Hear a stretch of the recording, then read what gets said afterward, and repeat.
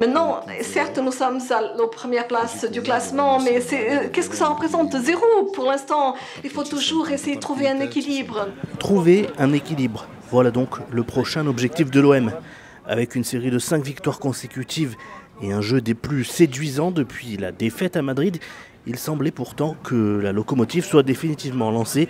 Et pourtant, pour le coach, le plus important, c'est de rester humble et garder les pieds sur terre. Il faut faire attention, c'est très risqué de penser. Il faut donc être humble, avoir les pieds sur terre et continuer à travailler comme cela, comme l'a dit Pacquiao. Et beaucoup de courage, parce qu'il faut avoir le courage de jouer notre jeu, de ne pas avoir peur de courir, d'aller de l'avant.